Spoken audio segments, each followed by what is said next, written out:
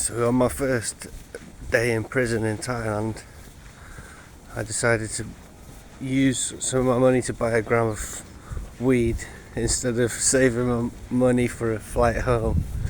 As soon as I got in the jail, I bought a gram of weed, and I got my karma straight away, because this guard come over. I just smoked a bit of it, and this guard come over, Thai guard, and then a Lebanese prisoner at the same time. And the phone of the Lebanese guy started going off in his pocket, and it looked like it was my phone. So this Thai prison guard, I just smoked a bit of this weed, said to me, "Oh, you've got a phone, I'm going to come in, and if I find whatever I find, is that extra time for you and all this." And I was like, oh my word, what have I got myself into? I've literally, first day in here, I bought this weed, and now it's going to get me in trouble. So they've come in, got us all into one cell, like 30 men all into one cell, pushed us in, and come in with all riot gear on and everything, loads of them. I didn't expect this on my first day. And what's the first thing they find in the whole holding cell, where it was big, was my weed that I just bought. So then when he found that, he said, "I'm going to take everything that I find from now on. Now I found this." So I was like, I'm toast. The bird's trying to get a little piece in the video.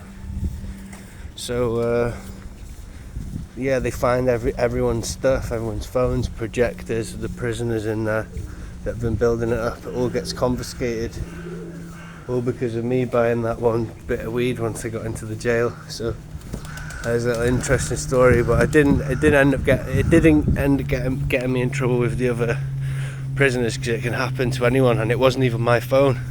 Like I said, it was this Lebanese guy walked past me and his phone went off, but then he thought it was me. Afterwards, the Lebanese guy was crying. He sat there, this guy, even though, because he'd already arranged his flight home.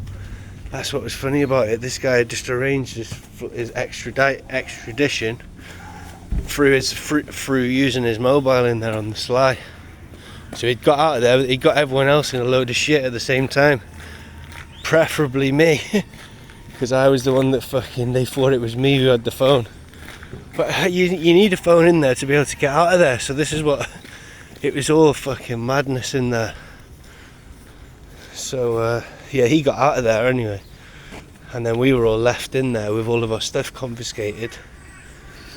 Eventually, some guy from London, some old man from London, landed in there, and he'd been like ripped off by some old Thai lady, like not some like young Thai lady, I mean, like got with him and then took all of his stuff. There's some mad laws over there where they're allowed to do that.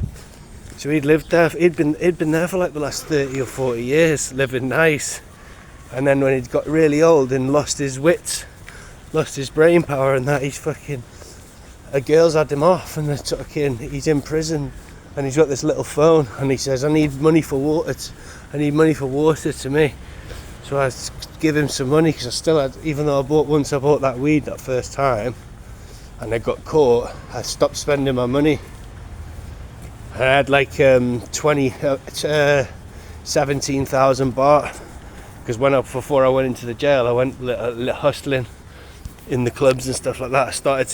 That's why I decided to stay, and I was going to be like some kingpin in Thailand, going to raves, selling spliffs and like natural stuff, like instead of like drugs, it's like spliffs of weed and like mushrooms and that stuff that you can take. You're still going to get a buzz off it. It's not going to hurt you. So, but it all fucked up. I got caught because I'd been a fugitive there for like 4 months.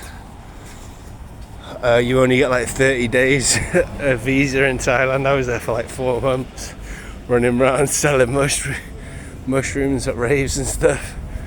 So when I was in the prison, I just really wanted to get out and start my life again, and that's what I've done. I've got to give thanks to my mum, because she paid for my flight out of there. I bought the phone off that old man that got ripped off. I bought his mobile off him and used that to arrange everything. So I was in there. I was in Thailand for about 4 months free, riding around on scooters with the monkeys and all that, and then I was in prison for like 3 or 4 months as well. So I spent most of 2002 in Thailand in some way or another.